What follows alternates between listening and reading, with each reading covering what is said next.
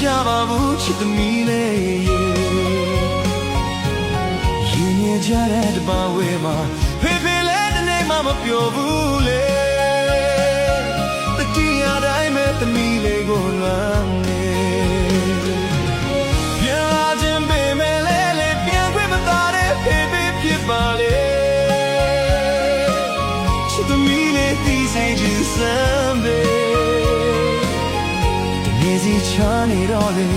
ဝေကကြေခွဲဖေးရင်တွေအခုတော့လွမ်းနေမငိုပဲကြတယ်ဖေးဖေးရဲ့နောင်တမျက်ရည်တွေ